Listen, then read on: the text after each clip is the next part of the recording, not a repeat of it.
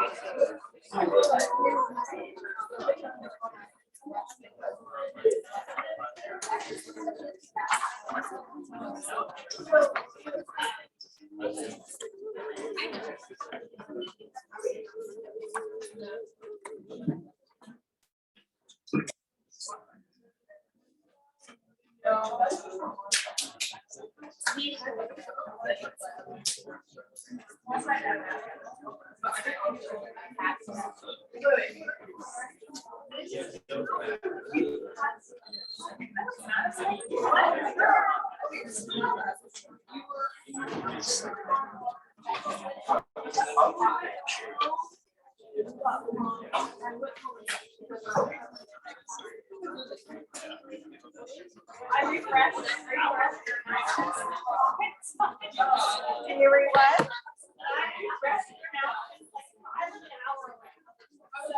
This is the only class that I have today. And so I just got booked. So I have like 1.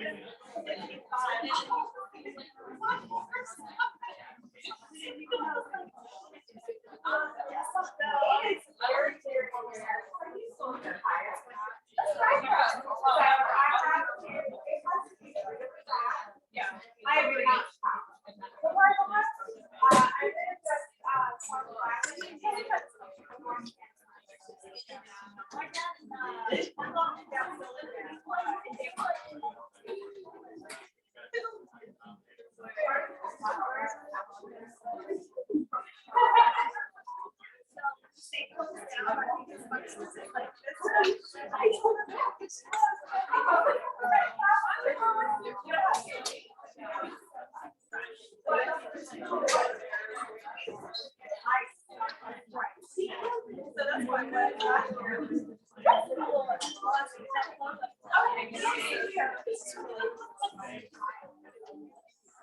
Yes, ma'am. She's like, what are you doing? I noticed. Telling me. Come love on me. Come do something with me. Yeah, I think it's funny. I was like, damn,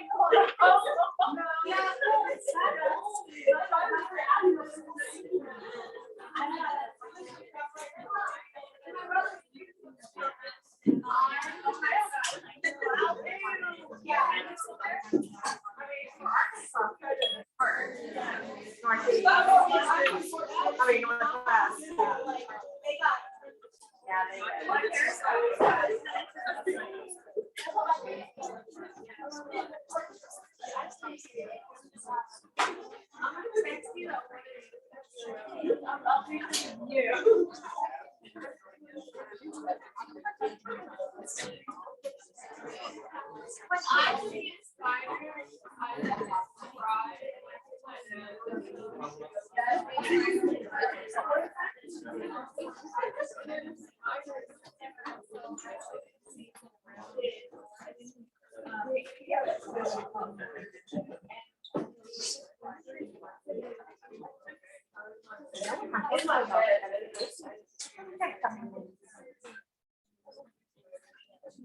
Hold on.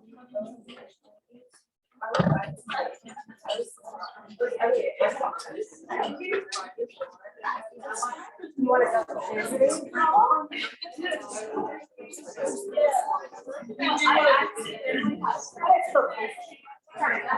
I'll take my phone and we'll go visit.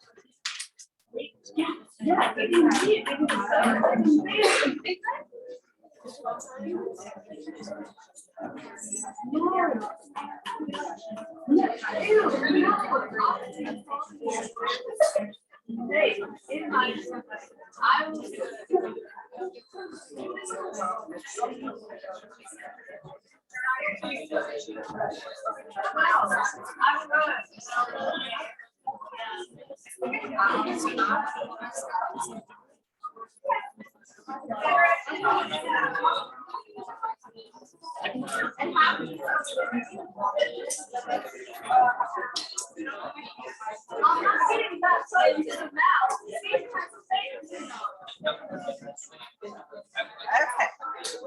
Now sit down so you can go sit down. Come here. Good girl.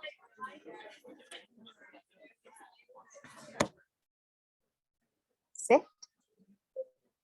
Sit. Luna. Mind me. Sit. Yeah. Good girl. Okay, folks, it's time to get going. See the announcements up? Just as a reminder, you have to hand your quiz 1 in to me at my office by 4 on Friday. That's actually an extension of the time I originally wrote on the quiz. But I will be here until 4:30 that day, so I will be here most of Friday. Yeah, just to give you a heads up, I've decided it's going to be a rare occasion, but I will be officially in my office during X period tomorrow. And then I will be in my office from 8 to 9 and 11 to 4 on Friday. X period on Thursdays, folks, is going to be a rare occasion. I'll probably close my door most X periods on Thursday because I have 8 to 10:40, 10:50 to 1:30, and 2:40 to 5:20 lab. So I'll probably take that 1 hour to decompress. So, but this Thursday, I will plan to have my door open because I know we're getting close on time. Don't forget, you'll probably want to print your lab for tomorrow. Technically, you'll have your computer there because we are graphing tomorrow in lab. So you'll want to have some sort of device. The only reason I would print the lab is that way you're not having to try to look at 2 documents simultaneously on a small screen. Homework 2 is due by 11:59 on Sunday, and that is on active. I will go in and potentially edit homework 2 based on what we get through today. So I won't know if I need to edit it until it's done today. And then quiz 3, just as a reminder, there will be another quiz on Monday. And yeah, any questions?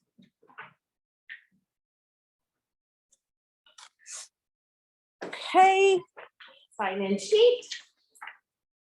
Trying to stay on top of things. And now I will get into our material.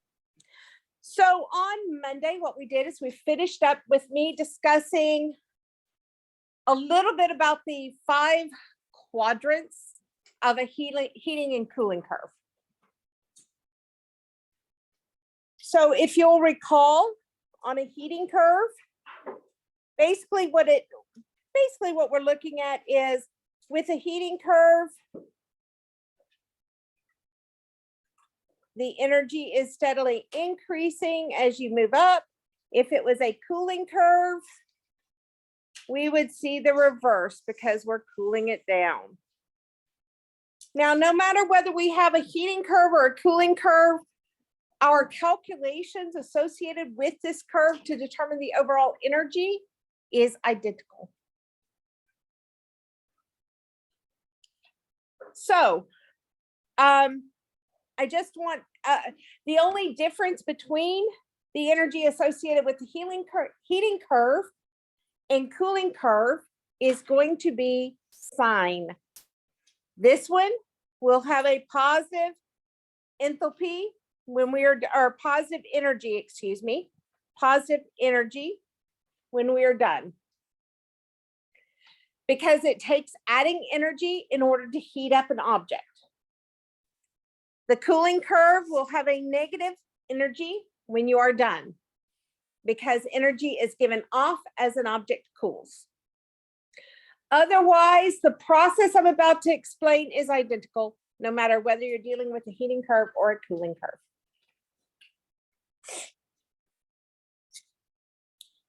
So let's just look at a question. How much energy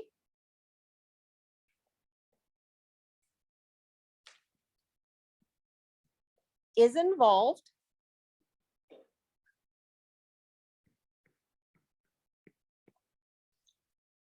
when converting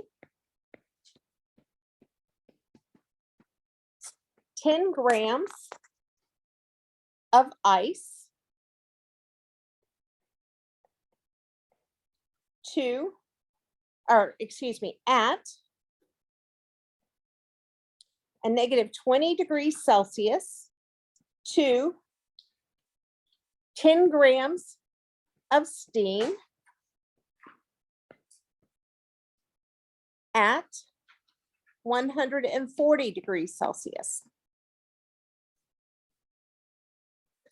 What I notice is I am dealing with a temperature increase.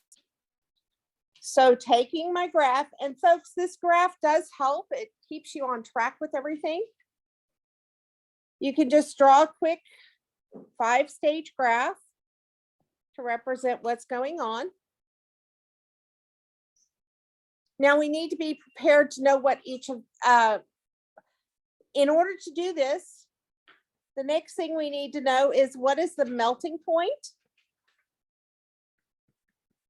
and what is the boiling point.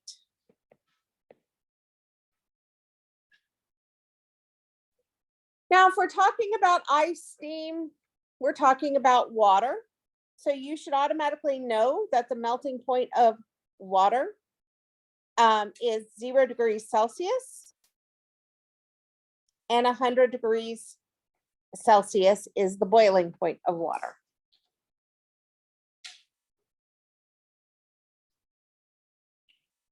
So what we have here is we have our ice stage, which is a solid.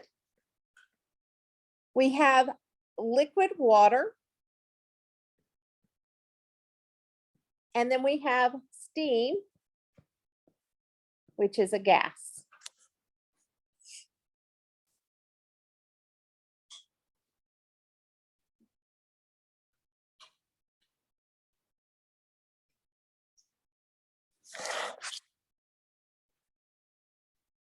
This line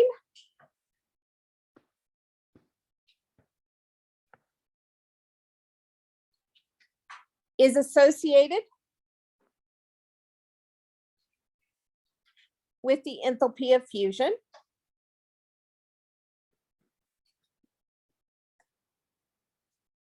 And that's FUS. And this line at the top is associated with the enthalpy of vaporization.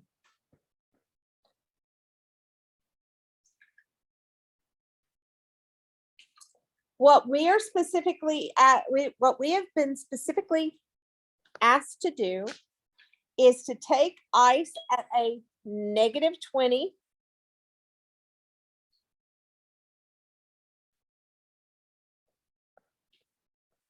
degrees Celsius and heat that up to steam at 140 degrees Celsius. And we want to know how much energy is going to be involved in all of this process.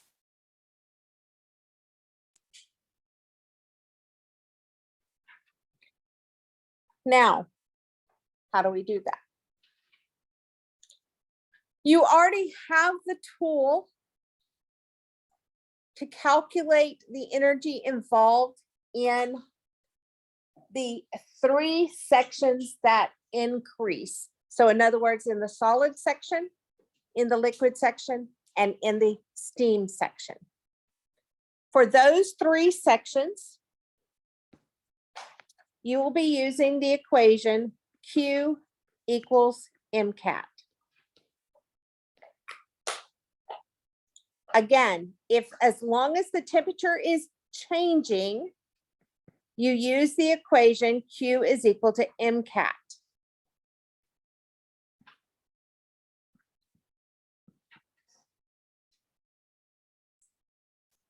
Now, I will caution you that when you talk about the steam section, you need to make sure you have the specific heat for the gas.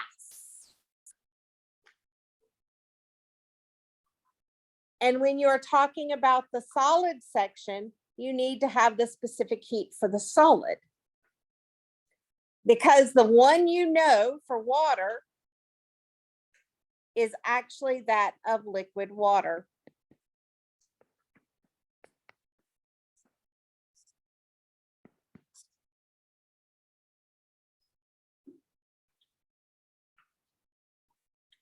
Excuse me, I wrote that wrong. That's something else. Joules or gram degrees Celsius.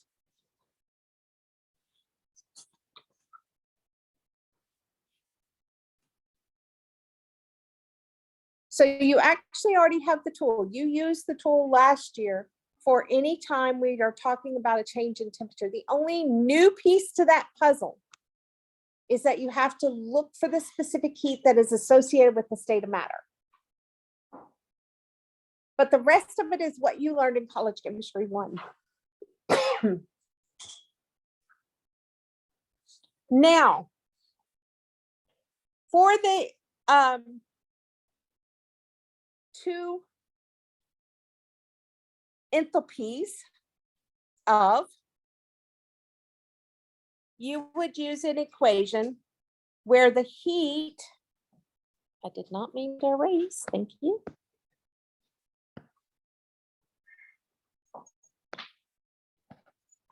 Where the heat is equal to the mass times the delta H.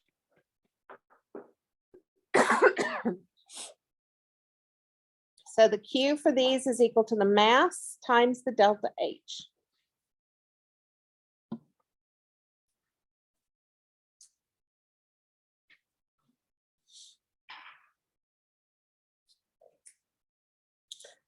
Now, folks, one last thing I need to caution you about is you do have to watch your, again, your enthalpies of fusion, your enthalpy of vaporization, your specific heat. Those will be constants.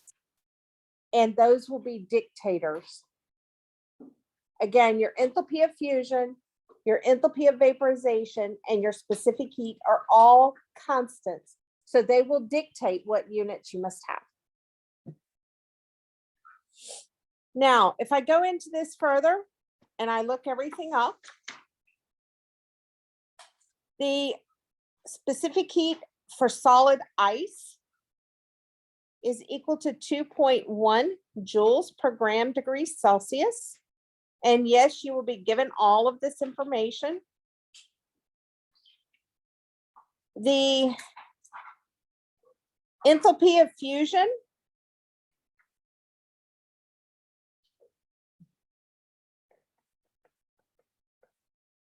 when changed over to the heat of fusion is equal to 340 joules per gram.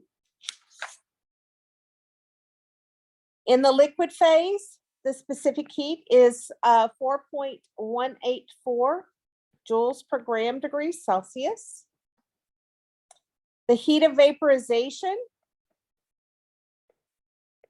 is equal to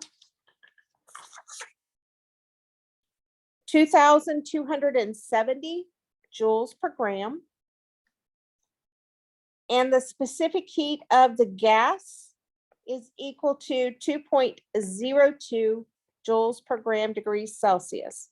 On a test, this will all be given to you.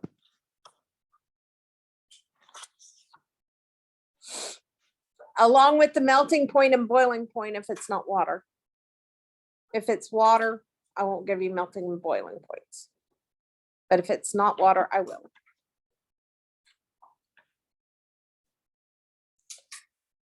Now, before I move on, I do want to make note. Look at that enthalpy of fusion and enthalpy of vaporization. What do you notice about the numbers?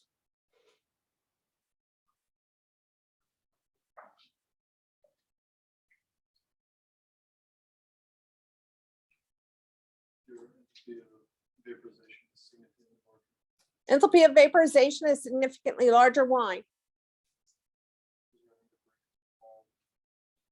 You got to break all of those intermolecular forces. So vaporization is always going to be bigger. Okay, so now we can do this math, folks. So what I'm going to do is I'm going to do the solid first, then I'll do the fusion, then I'll do the liquid, then I'll do the fusion or vaporization, then we'll do the steam. So for our solid, we use Q is equal to MCAT. The mass that we were given was 10 grams. We are told that the specific heat of the solid is 2.1 joules per gram degree Celsius. And then we need delta T. And as a reminder, anytime you see this term delta and you're to calculate it, it means final minus initial. So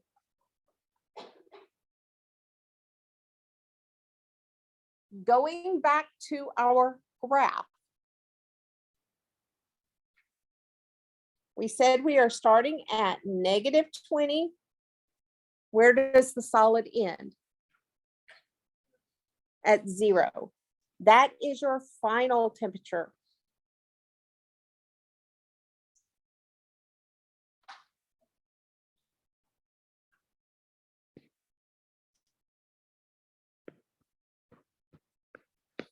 And the -20, because that is the final temperature of that little bitty region.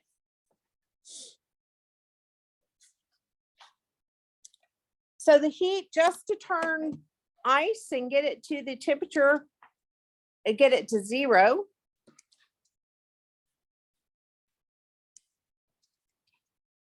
is 420 joules.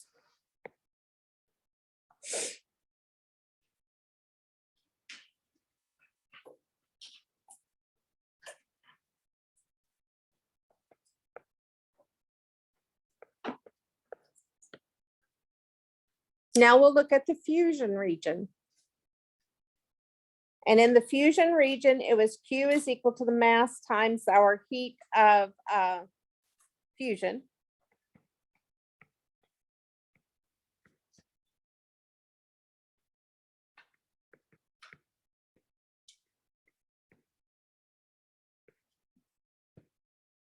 So it's equal to our 10 grams times the heat of fusion, which was 340 joules per gram.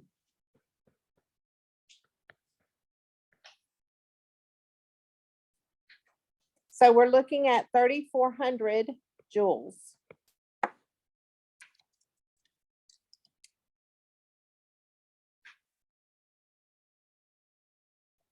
Then we move to the liquid region. And we go back to Q is equal to MCAT.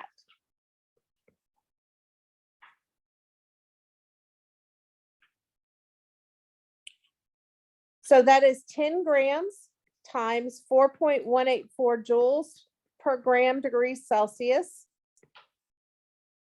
And now we need to look at the temperature change associated with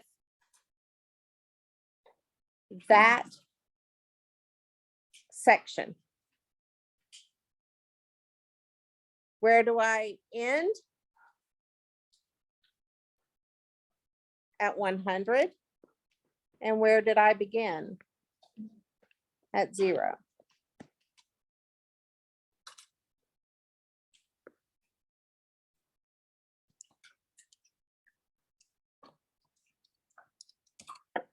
So that's 4,184 joules. Yes.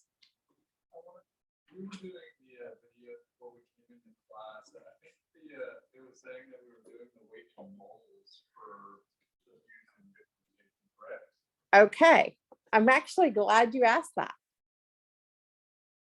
What unit did I give you for the enthalpy of fusion and enthalpy of vaporization on the video? I believe it was joules over. Actually, it was joules over moles. So if I give you joules over moles, then you got to have it in moles. In this particular case, I gave it to you in joules over grams. So right. It all depends upon what unit you're given.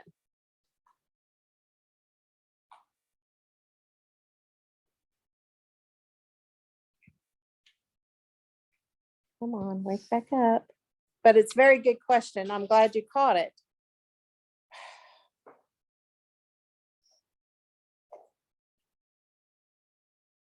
Because that is one of the issues.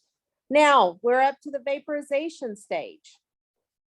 Q equals M delta H of vapor, or times the heat of vaporization.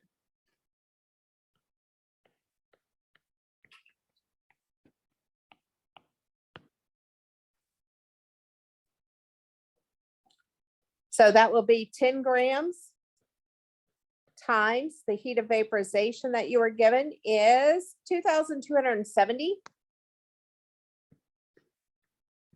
joules per gram. So we're looking at 22,700 joules.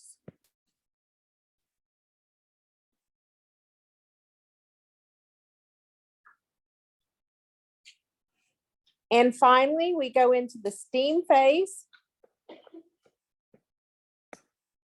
And because it does change, its Q is equal to MCAT. 10 grams times 2.02 joules per gram degrees Celsius times final minus initial. What is the final temperature in the steam piece? 140. And what was the initial? 100.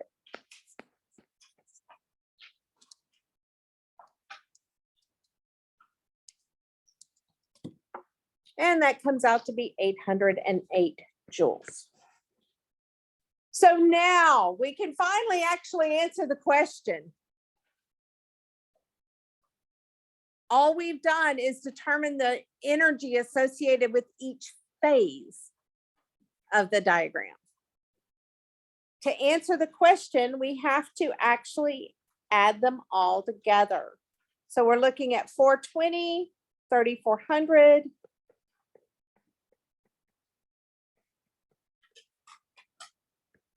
We're looking at 4,184.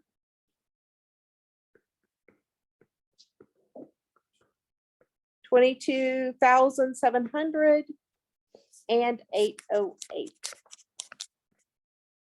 So our Q comes out to be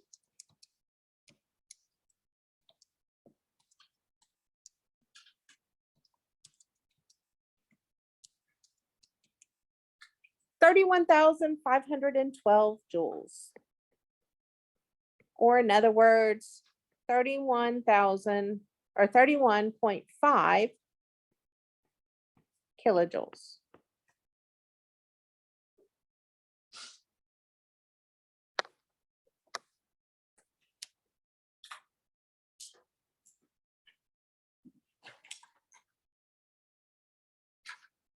So what do you need to know to keep these problems straight? Melting point and boiling point. Basically, folks, you need that graph. And in this particular case, I went from the red dot in the ice form all the way to the red dot in the steam form. You may not need all 5 parts if you don't go through all 5 parts associated with the question. So that's why the graph is so important. If you just go and do it without doing the graph, you may mess up.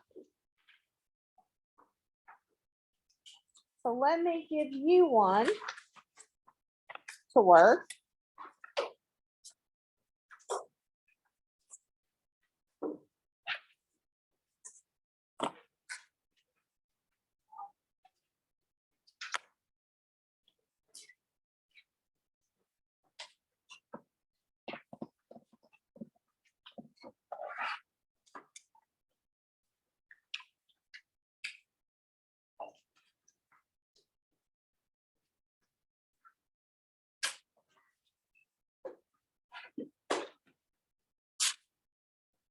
Calculate the energy needed for 20 grams of substance X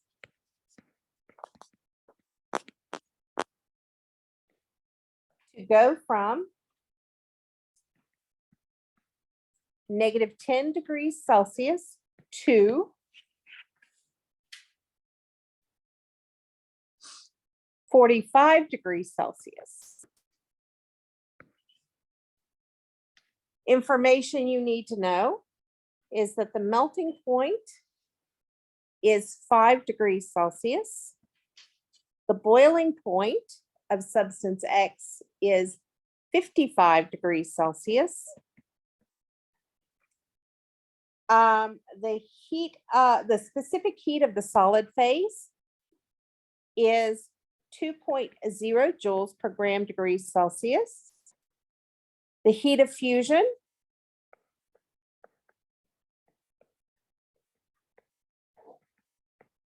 is 100 joules per gram degrees Celsius. The specific heat of the liquid phase is 5.0 joules per gram degrees Celsius. Whoops, that didn't need degrees. The heat of vaporization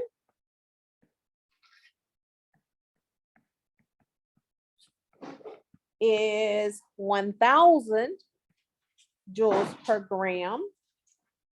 And the specific heat of the gas phase is 1.0 joules per gram degrees Celsius.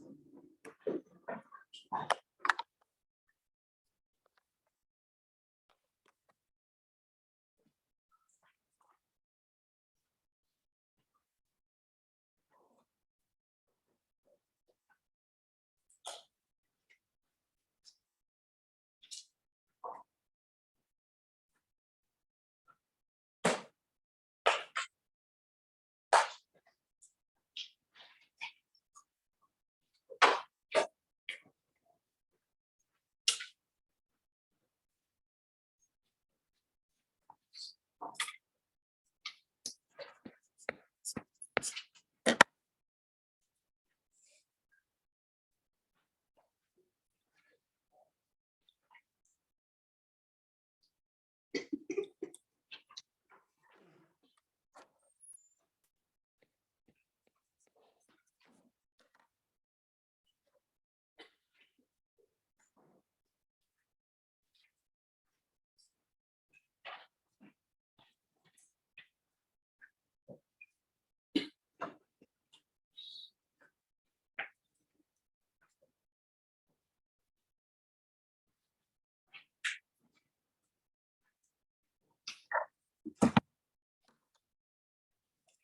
we walk around, there's a bear.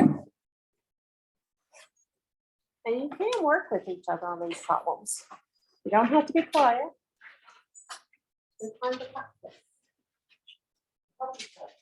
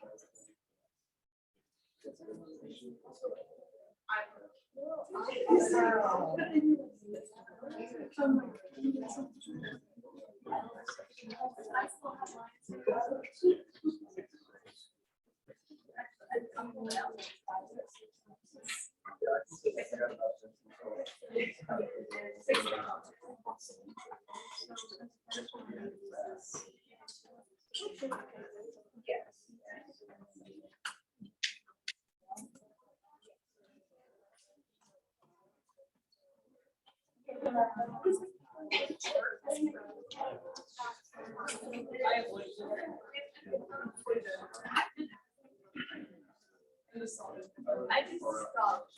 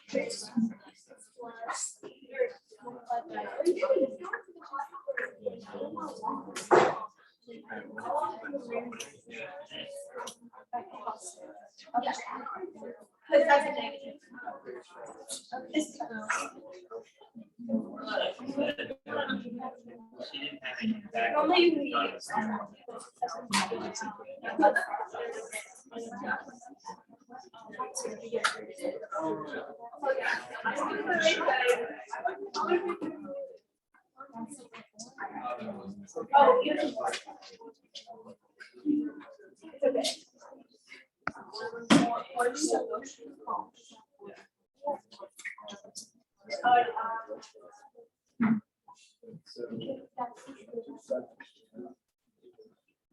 This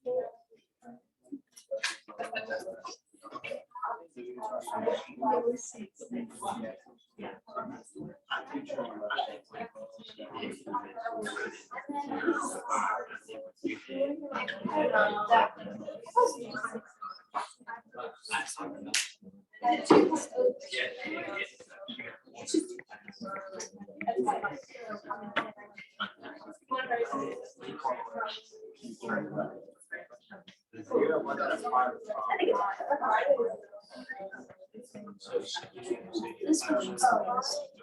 Yeah. This one. Oh, so that's the trash. One up. So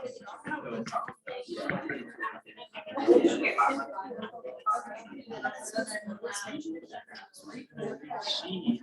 So not that it should be 45.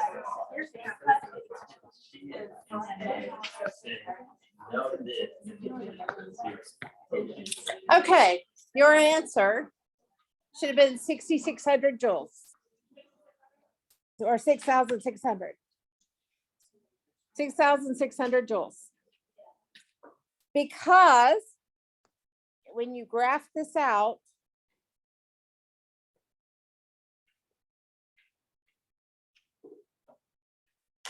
the fact is you only need to travel from a -10 to 45. You only needed the solid, the fusion, and the liquid.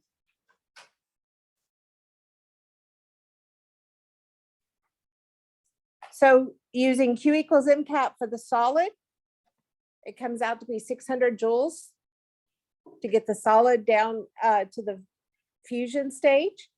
Then the fusion stage, it would take 2000 joules to accomplish that task. And then finally, it would take 4000 joules to go from 5 degrees to 45 degrees in the liquid phase. Questions? Here again, that's why it's important to actually draw the graph to make sure you know where to stop. And you will notice that when I drew this graph, I didn't necessarily put everything in there. I didn't write all the Q equals MCAT and all the other stuff that I wrote the first time, but I made sure I knew where to stop, where to start and where to stop. So I would know exactly which pieces of the heating curve I needed. Like I said, folks, as far as the cooling curve is going to be just like the heating curve, except in reverse. Everything will come out negative, but the process will be the same. Questions?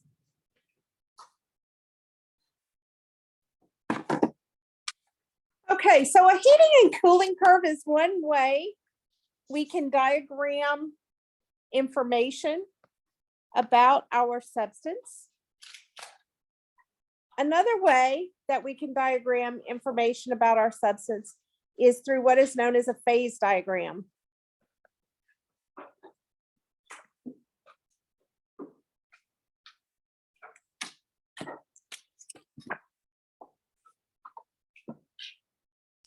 Now, folks, unless you're given a lot of different pieces of information, you cannot, you wouldn't be able to put together a phase diagram. And for that reason, I am not going to expect you to draw your own phase diagrams. I'm going to be expecting you to interpret phase diagrams. So that's what we're going to focus on, is the interpretation of those phase diagrams. So most phase diagrams have temperature at the bottom, and they have pressure running up the y-axis. The pressure is typically recorded in atmospheres. The temperature, it can be a variety of things, and the one I'm going to show you, it's going to be in degrees Celsius.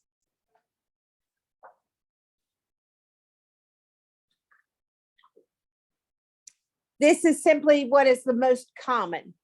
Technically, I could use torr and Kelvin. I could use other things, but these are the two that are the most common, is atmospheres and degrees Celsius. Now, and I'm going to have to spend a moment and get you some tick marks along this graph.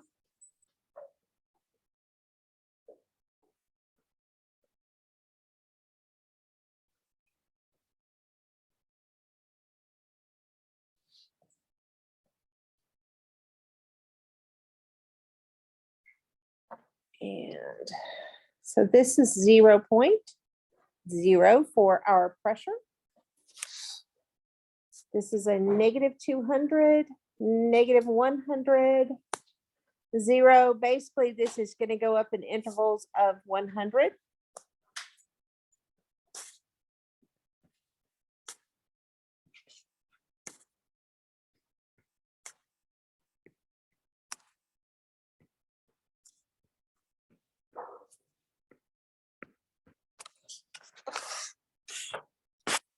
And then as far as our pressure, we're going to do it in 0.25s.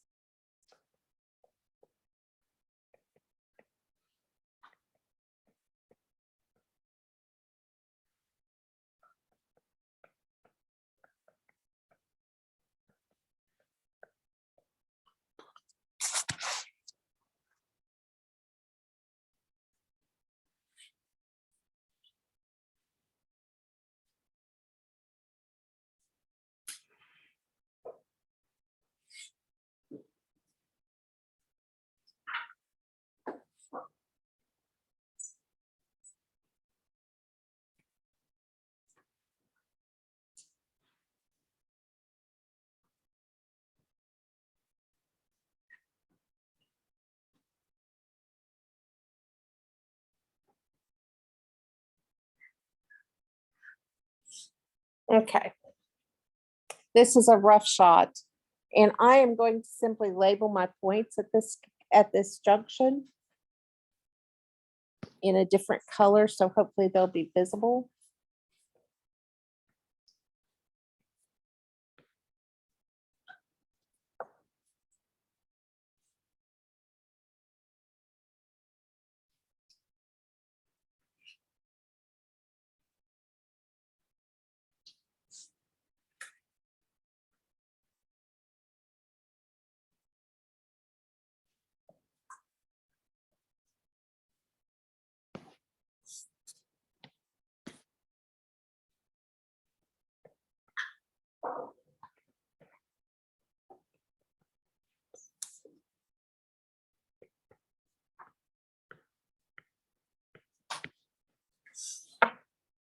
Okay. Well, this is great timing. That is our 2-minute break. So to stretch and move.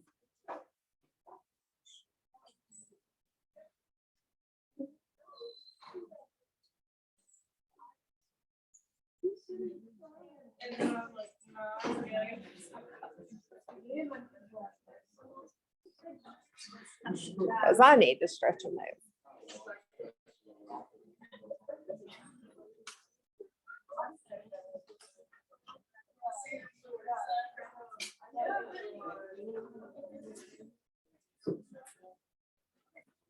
You want to go visiting some more?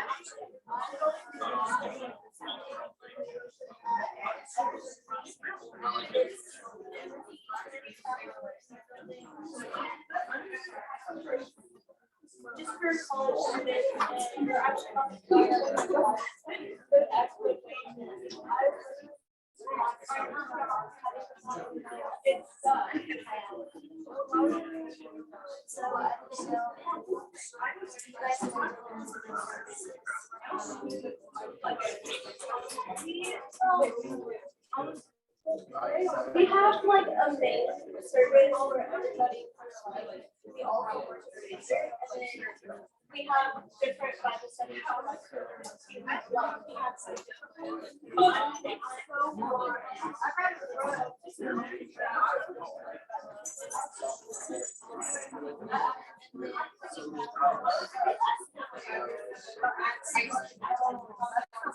And then the other one is Bible studies.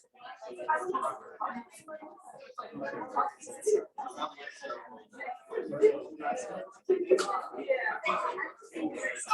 so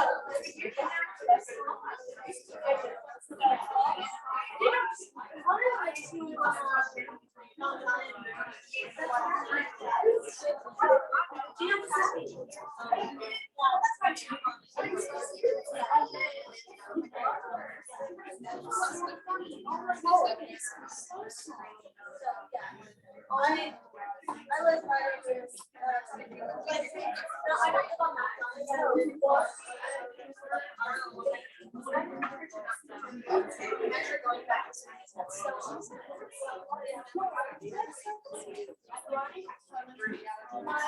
My dad,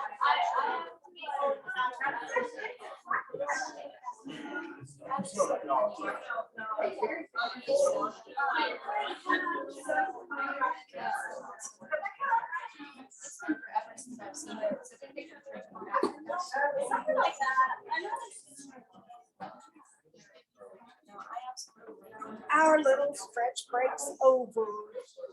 Doesn't take long. Okay, folks, let's get back at phase diagrams and then move on to solution formation. So when you deal with the phase diagram, again, a lot of the information that was on the heating and cooling curve can be found in the phase diagram, but also 2 additional pieces of information are found on the phase diagram. Now, on the heating and cooling curve, we had a solid. In the phase diagram, you also have an area that is labeled as the solid.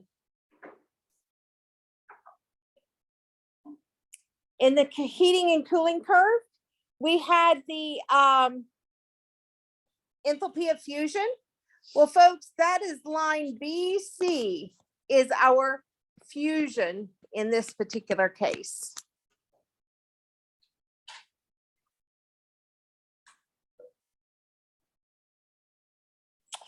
Then you move into the liquid phase.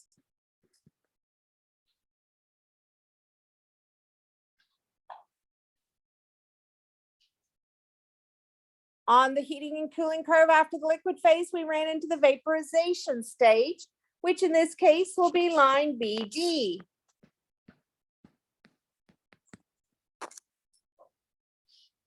And finally, you get into the gas phase.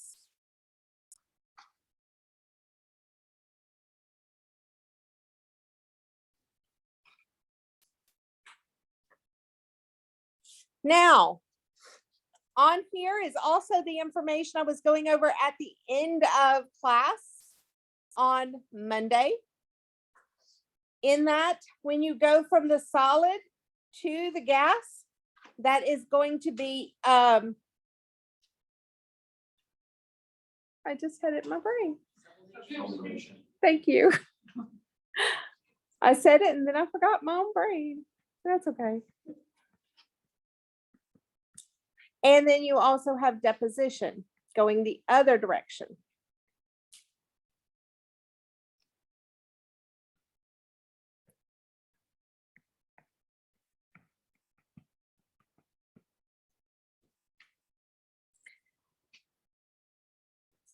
In the liquid, the solid to liquid, that is melting.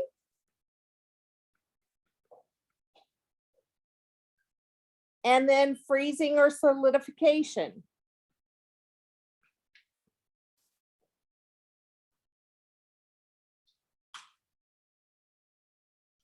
And then finally going from the gas phase, the liquid phase into gas is evaporation.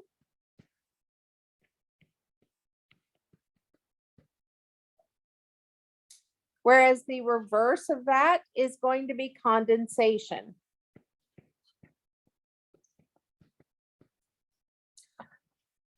So it's all here in the phase diagram, all the things that we were talking about with respect to the changes in states is in this phase diagram.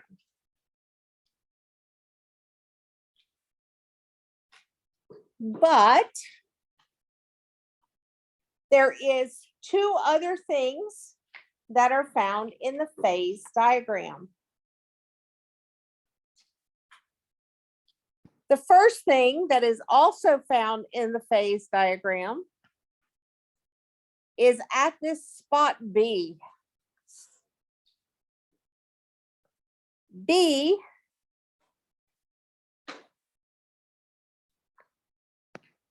is called the triple point.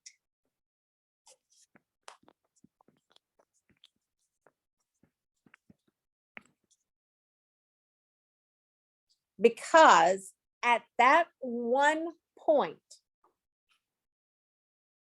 you have all 3 phases, solid, liquid, and gas.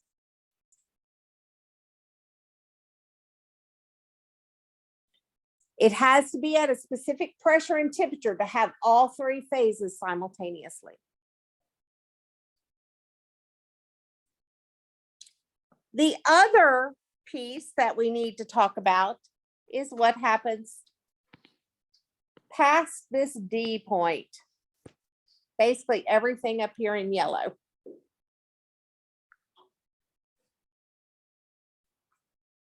starting at D. And this, first of all, D itself is called the critical point.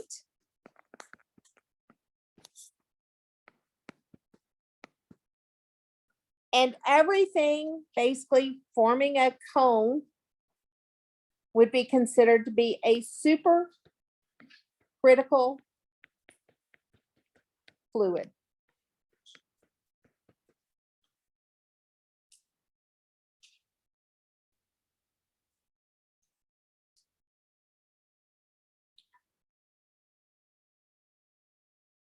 It's considered to be a supercritical fluid because technically you do have gas at that point.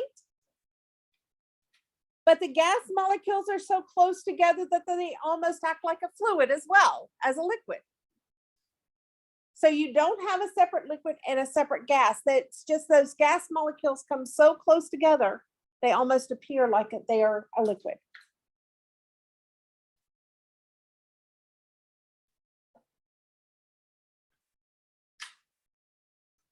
So really, of all the information that I've given you, the only two new pieces off of this phase diagram are B and D. And what occurs at that B point in a cone away from it.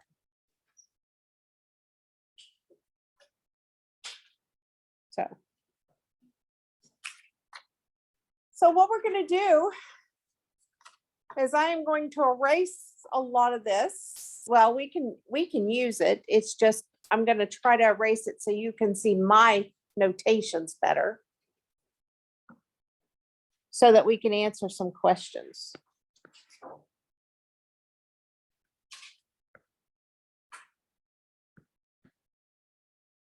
Mainly, I'm erasing this melting, boiling stuff.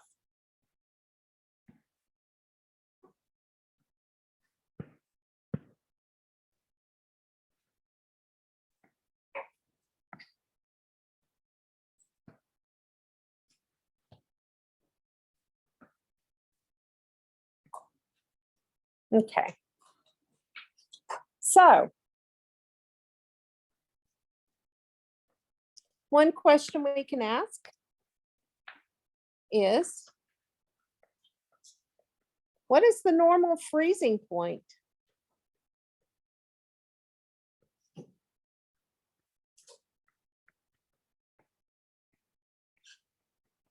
for this material? What did I indicate to you on Monday was when you see the term normal? It's 1 atmosphere pressure. So let's take this. We're going to draw a line at 1 atmosphere. We can do it all the way across. That's the normal point. Now I asked, what is the normal freezing point?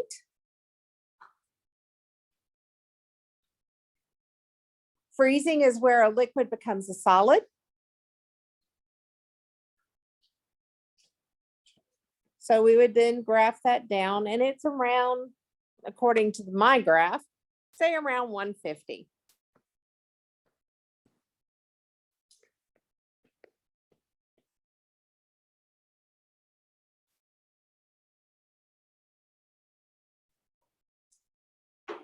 Since we're at it, what is the normal boiling point?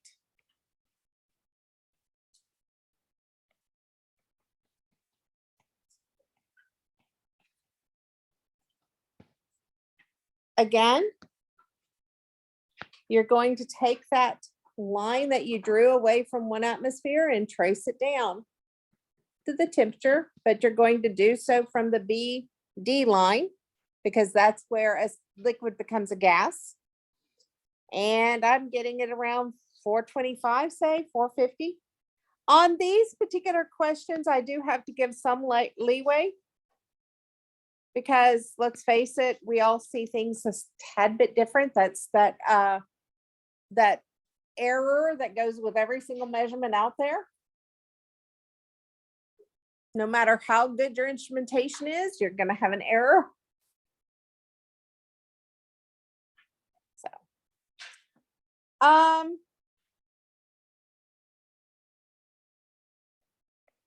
What is the pressure?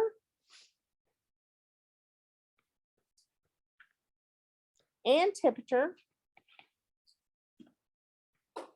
of the triple point?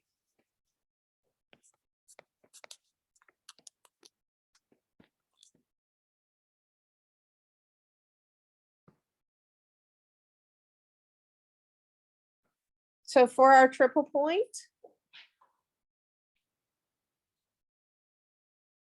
I'm looking at about 0.7 for the pressure and right at 100 for the temperature.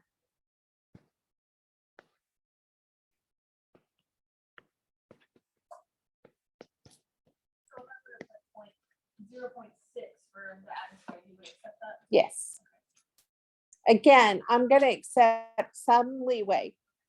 The only thing I wouldn't, basically, it has to be between 0.75 and 0.5. Because once you get onto a sheet of paper, those increments are even closer together looking than they are when it's blown up there. So I have to give some leeway.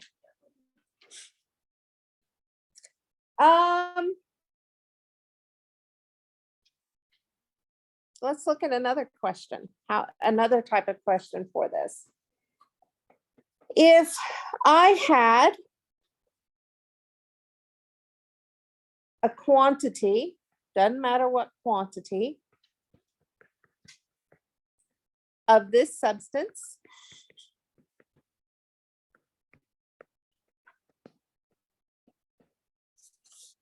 at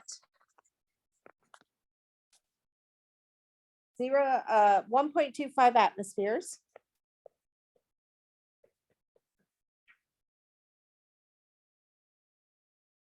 and 300 degrees Celsius,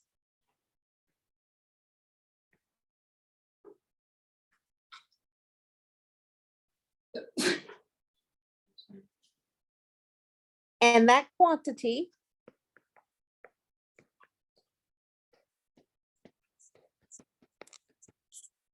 is lowered to 0.25 atmospheres. What phase transition occurs?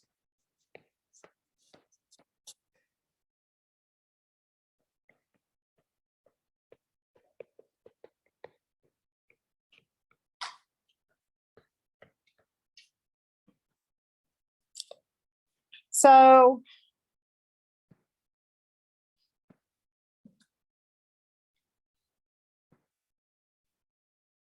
let's see. Go with purple.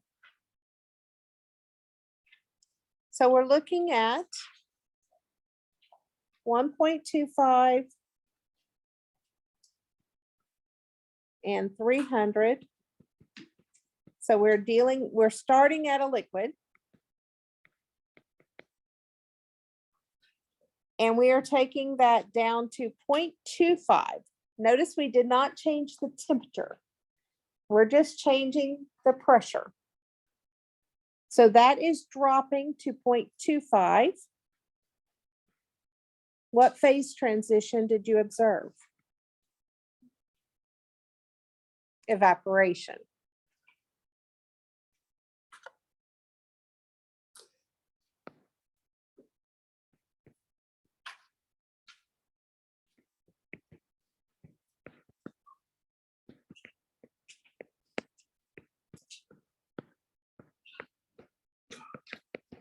That is the type of question you would need to be able to answer off of a phase diagram, is interpretation.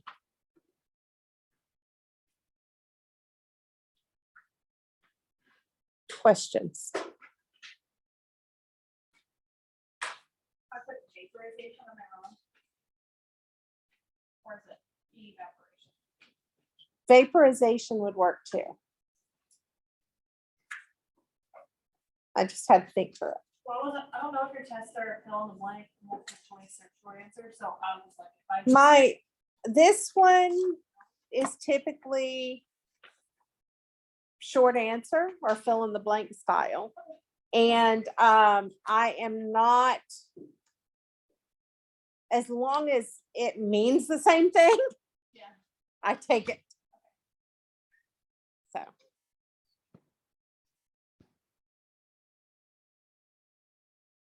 Questions about all of this? So what we've been doing is we have been dealing with a pure substance in the liquid form.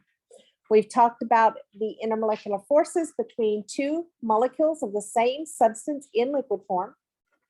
We've talked about how the intermolecular forces directly impact the properties of that substance, whether that's melting point, boiling point, surface tension, capillary action, and so on. We've talked about the vapor pressure and how to calculate the vapor pressure that undergoes a change using the Clausius-Clapeyron equation. We have dealt with heating and cooling curves for a substance and being able to calculate how much energy must be added in order to cause a particular change. And now we have looked at interpreting a phase diagram to be able to figure out what's going on with the material under certain changes or at certain temperatures and stuff like that. There's a really good video. If you want to see what a critical point, a triple point really looks like in the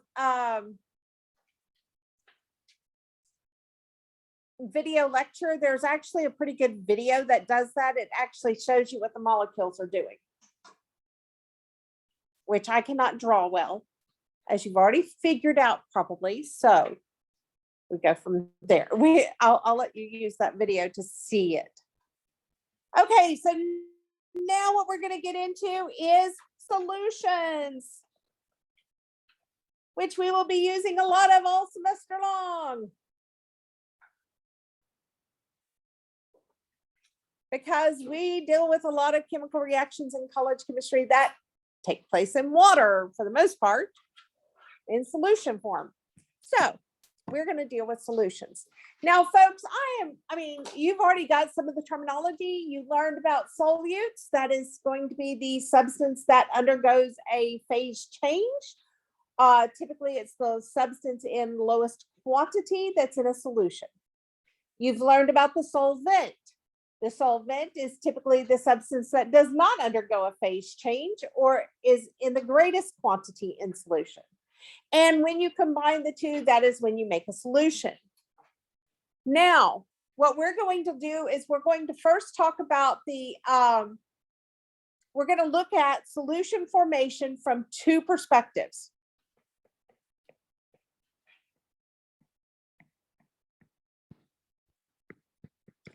The very first one is going to be from an energy perspective. We've been talking about the energy, the intermolecular forces, and the energy associated with those intermolecular forces. So we're going to look at it from an energy perspective. We are also going to look at it from a perspective of like dissolves like.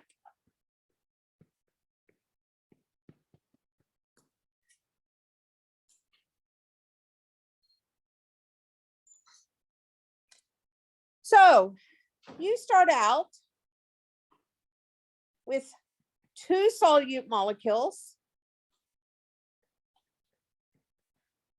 and they are attracted to one another through intermolecular forces.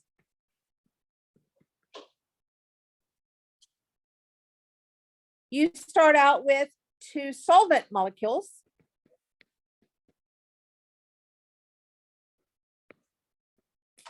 and they are attracted through intermolecular forces. It is when we combine these to make a solute solvent interaction that we get solutions.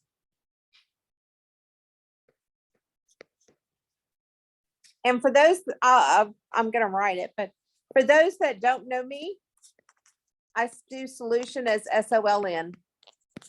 I don't know other faculty members, but I do SOLN for shorthand notation.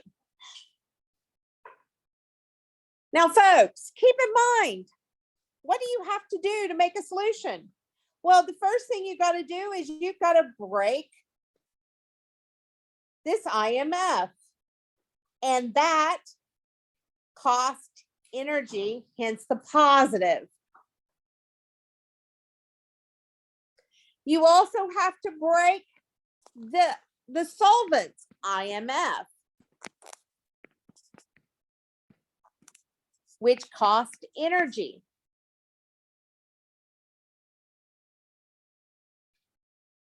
Now, when the solute and solvent come together, they form a new IMF.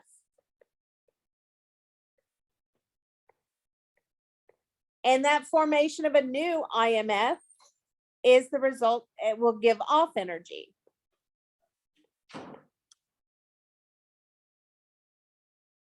Hence the negative.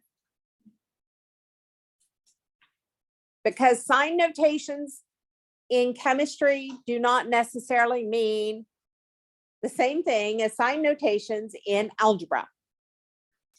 Sign notations in chemistry typically are meaning, where is it going?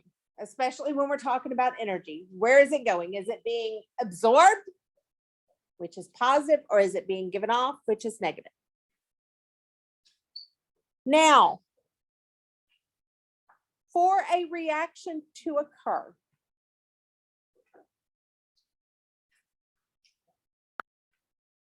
the solvent-solute interaction has to be greater in energy than the solute-solute plus the solvent-solvent.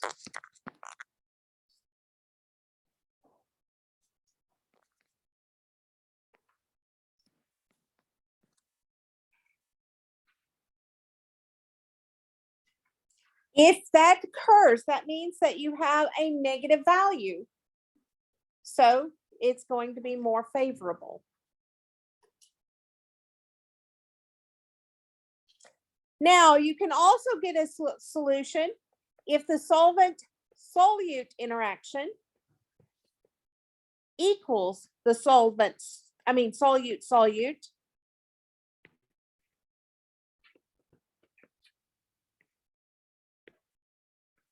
plus solvent-solvent interaction.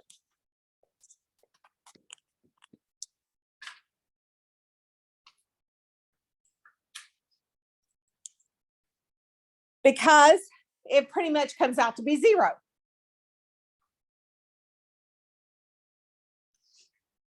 Where the question comes is what will happen if the solvent-solute interaction is less than the solute-solute plus solvent-solvent interaction. In this last case, the solution may or may not form depending on additional factors.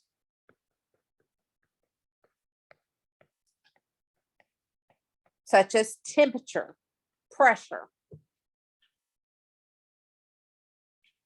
Would you essentially be creating energy with No, it's just when we talk about the most common form of energy that we talk about is enthalpy. And enthalpy is not the only part that is going on. There are other things. So yes, it is possible that yes, we're creating energy and so it would happen, but there's also the possibility that entropy takes over and makes it happen. So there's another possibility there. There's two, and that's one of them. Okay, folks, I will see you and look for the notes. You've actually already watched several of the videos from Monday, but I will pick up and we will move on from there.